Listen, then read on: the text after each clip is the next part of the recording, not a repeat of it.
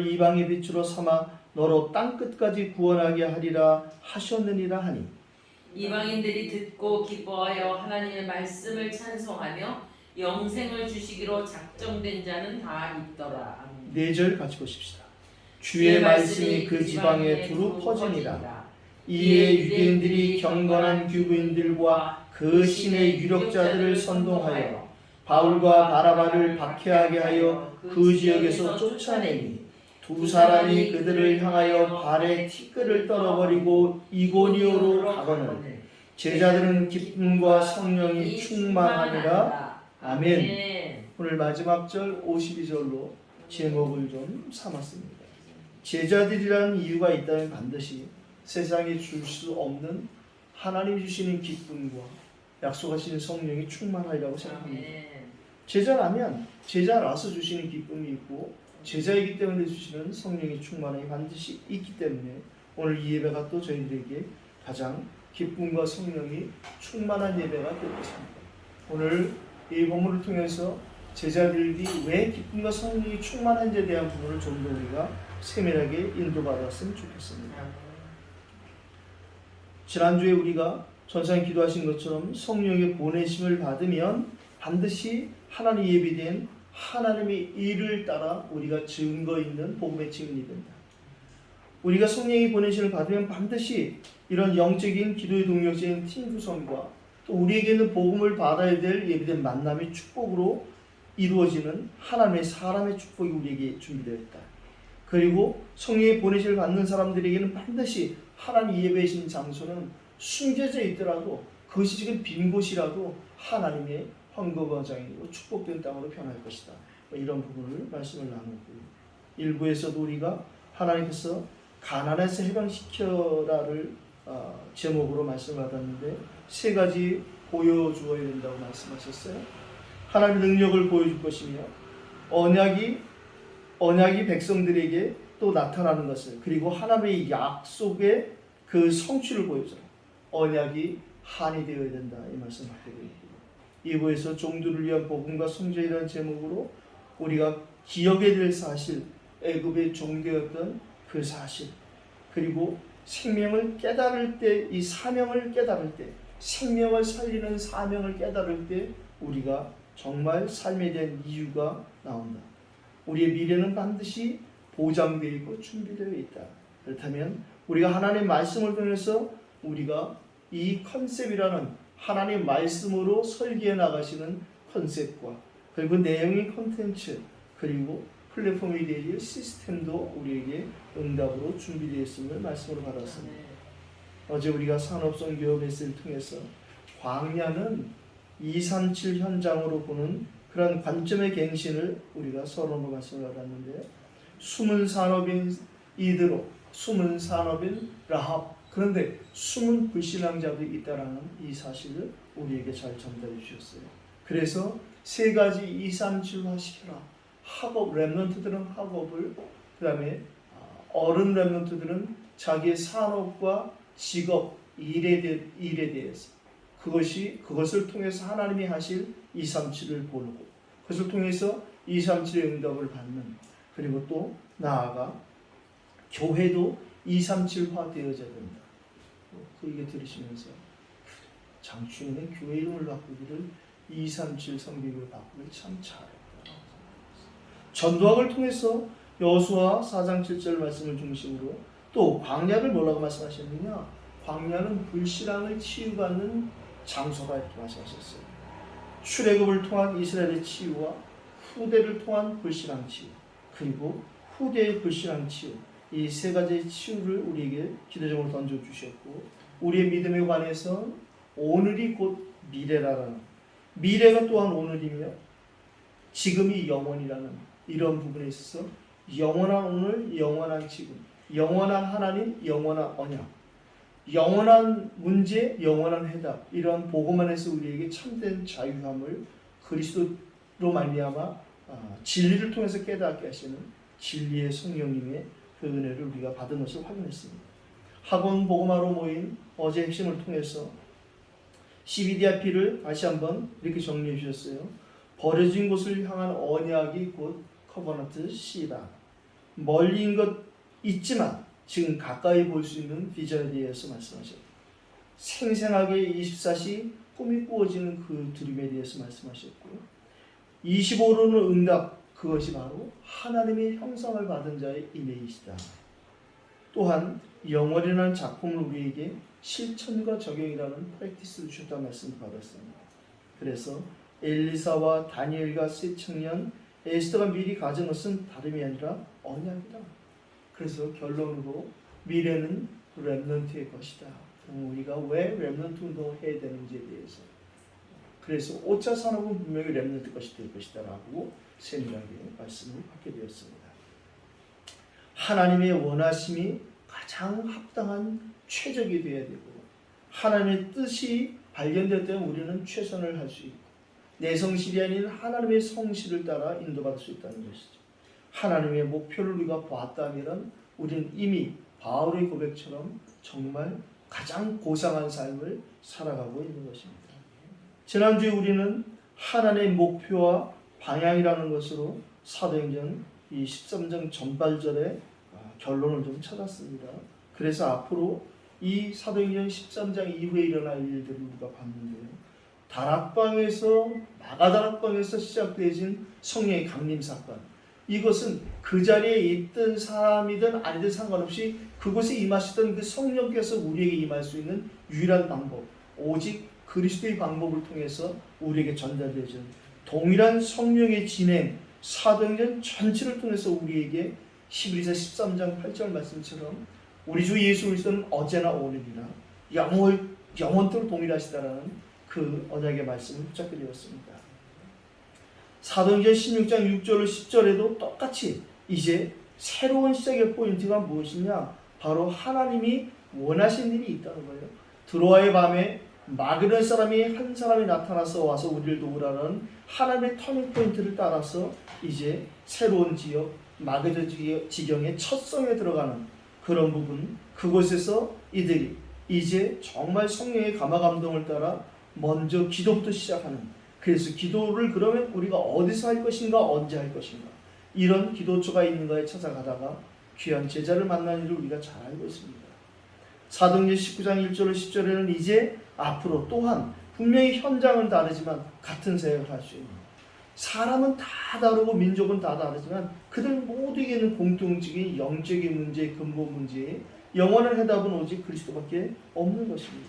그렇다면 지금 이태원과 그 당시의 에베소 지역은 다를지라도 이 지역에도 동일한 그러한 큰 종교의 우상신전이 있는 것을 보면서, 그렇다면 우리에게도 동일하게 에베소 지역의 응답도 준비되어 있고 에베소 지역의 핍박도 준비되어 있구나, 이런 생각이 들었습니다.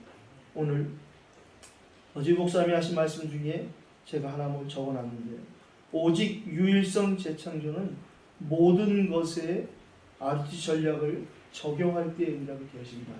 그렇다면 모든 것, 모든 일이겠죠.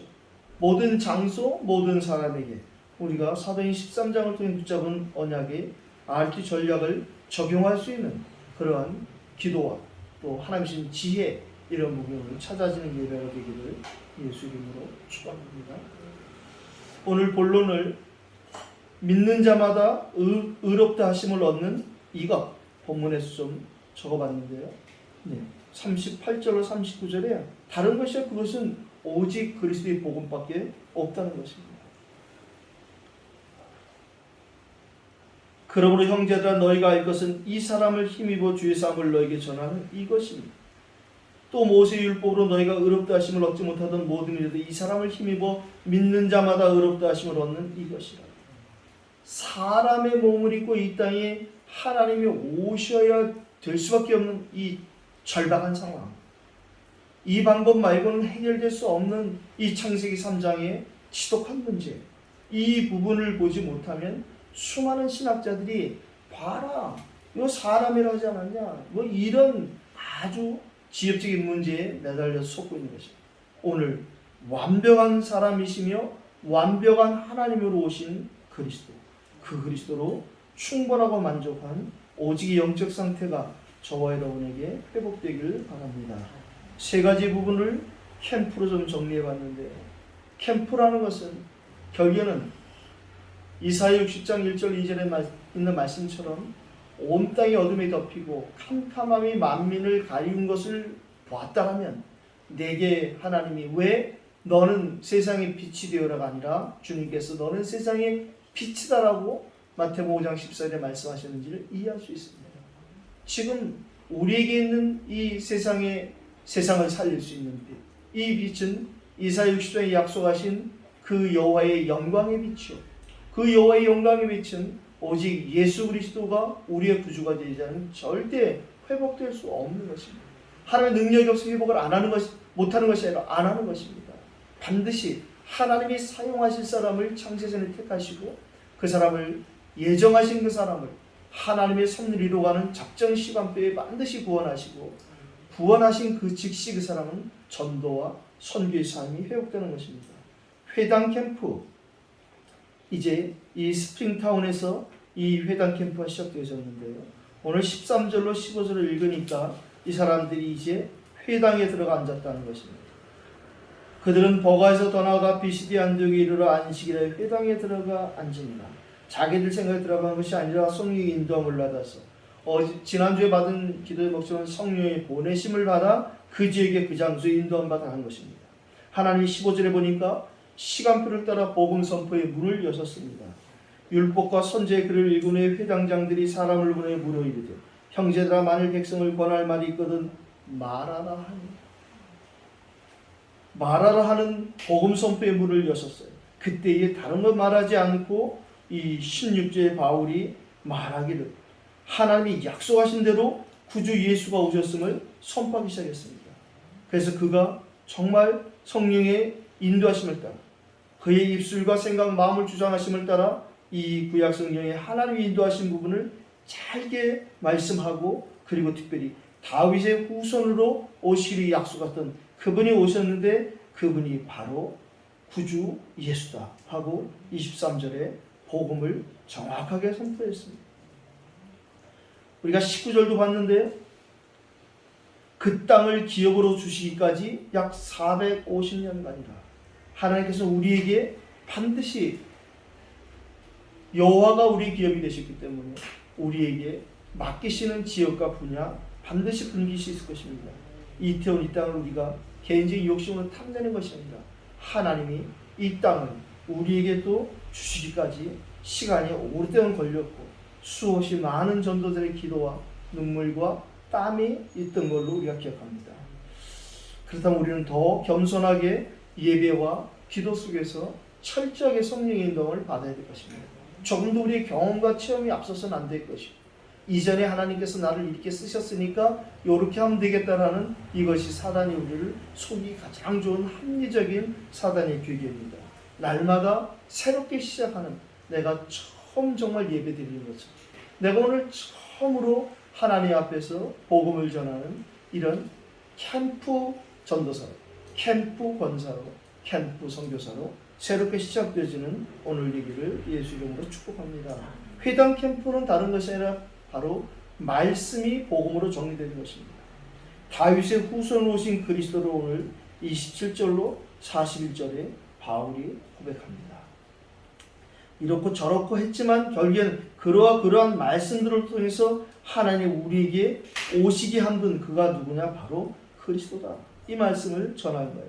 결국엔 오직 그리스도의 복음을 전하면 그때에 성령이 역사하시는 것입니다. 그렇게 할 때에 하나님이 그들에게 이제 또 새롭게 문을 여시는 것입니다. 이제 드디어 팀사역의 캠프가 기도로 시작되어지고 기도했던 팀사역 캠프가 시간표를 따라 일어나게 되는데요. 오늘 42절을 우리가 읽었어요. 그들이 나갈 때 사람들이 청하되 다음 안식일에도 이 말씀을 하라 하더라.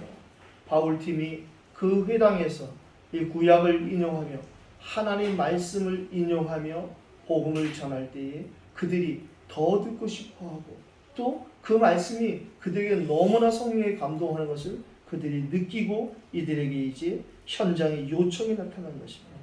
그럼 다음 안식일에도 와서 좀 말씀을 전해주면 안 되겠습니까? 오늘 43절에 보니까 두 사도가 더불어 말하고 그렇습니다. 이렇게 팀사의 캠프가 시작되어지는 것입니다. 조장과 사역자의 완벽한 팀 구성, 또 한 사람은 기도하고 한 사람은 말하고, 바나바가 메시지 했다면 바울이 기도의 배경이 되었을 거예요. 바울이 메시지 했다면 바나바가 또 거기서 겸손하게, 자기가 가리킨 바울이었지만 겸손하게 중보기도와 또 사역자를 위한 조정의 역할을 잘 감당했을 것이라고 봅니다. 여기서 우리가 항상 하나님의 은혜 가운데 있으라 권합니다. 이 권자가 바로 권사님의 권자입니다. 무엇을 하는 것이 아니라 권하는 것이 권사님의 최고 축복입니다. 온 시민이 거의 다 하나님 말씀을 듣고자 모인 44세대. 일단 우리는 전하는 것이 하나님의 말씀에 순종하는 것이고, 그리고 하나님의 일에 섬기는 것이지, 다 우리가 영접시켜 교회에 오는 것이 아니라, 우리는 하나님 말씀 복음만 선포하면 들을 사람을 하나님 말씀이 흥황하여 더하는 것처럼 더 듣게 하는 하나님 사람을 모이게 할 것입니다. 우리가 지금 여기서 이렇게 소수가 모이고 있지만 앞으로 하나님이 더 많은 사람들에게 이 복음을 하나님의 방법대로 증거하게 하실 것이라고 확신합니다. 결국에는 말씀을 통하여 회당 캠프가, 그리고 기도를 통하여 기도 중에 팀세 캠프가 일어난다면 이제 전도가 되어지는 이방인의 캠프가 시작되어지는 것입니다. 전도는, 선교는 설득이나 논쟁으로 상대를 굴복시키는 것이 아니라 하나님 예배하신 사람을, 장소를, 일을 찾는 것입니다. 오늘 45절에 반드시 전도하면 가장 먼저 나타나는 반응은, 가장 먼저 나타나는 응답은 바로 이 돌짝밭의 응답입니다. 유대인들이 반박하고 비방하거늘. 그래서 우리가 예전에도 전도 캠프를 나가보면 어느 지방에 가든 반대하는 사람, 반대하는 반응이 나타나죠. 그럼 우리는 즉시 거기서 감사하고 얼른 방향을 틉니다. 왜냐하면 시간표 거기가 아닙니까?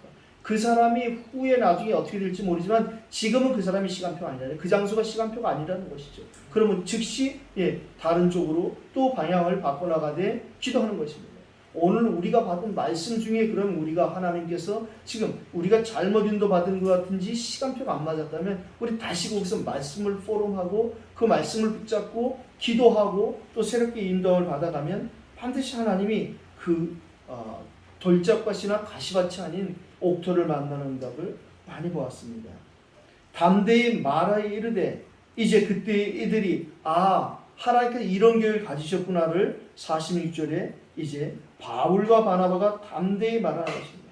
하나님의 말씀을 마땅히 먼저 너희에게 전할 것이라 너희가 그것을 버리고 영생을 얻기 합당하지 않은 자로 자처하기로 하나님 우리를 오히려 이제 하나님의 구약의 말씀을 성취하시는 이방인 선교로 우리를 인도하시는구나 하여 오히려의 응답을 받고 이제 성령의 또 세밀한 인도를 받게 되었습니다. 그리고 이제 구약 성경에 하나님이 약속하신 그 말씀, 내가 너를 이방의 빛으로 삼아 너로 땅끝까지 구원하게 하리라 하신 이 말씀을 확인하는 것입니다. 하나님의 말씀이 내게 성취되어지고 우리에게 성취된 것만큼 그 감사하고 기쁜 것은 없습니다.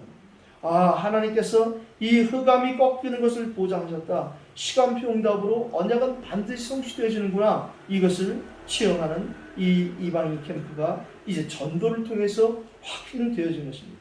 우리가 생각하는 응답이 아니라 하나님이 계획하신 응답이 우리에게 찾아져야 됩니다. 우리가 우리의 계획, 우리의 동기가 아니라 하나님의 계획, 하나님의 동기를 봐야 됩니다. 그것이 바로 하나님의 원하심이 우리에게 최적의 우리가 받아야 되는 합당한 응답이고요. 하나님의 뜻하심을 우리가 볼 때에 하나님이 무엇을, 어떤 뜻을 갖고 계신가를 찾는 것이 우리가 최선을 다하는 것입니다. 막 무조건 밀어붙이는 것이 아니라 과연 하나님 뜻은 무엇이 있는가? 최선을 다한다는 것은 바로 기도하는 것입니다. 그래서 결국에 우리의 목표는 우리의 목표가 아닌 하나님 준비하신 그 천성을 향하신 그 목표를 향해 가는데, 우리의 소망이 정말 천성에 있다면 하나님의 그 천성에 하나님이 함께 갈 수 있는 영혼들을 준비하신 곳으로 우리 발걸음을 인도하실 것입니다. 오늘 회당 캠프를 말씀으로, 팀사의 캠프를 기도로, 이방 캠프를 전도 속에서 우리가 확인했다면 이제 결론은 바로 선교의 응답인 제자 캠프입니다. 48절로 52절을 결론으로 좀 정리하고 싶은데요. 이방인들이 무엇을 듣고 기뻐했냐? 언약을 듣고 기뻐합니다. 하나님의 말씀하신 그 언약이 성취됨을 기뻐합니다.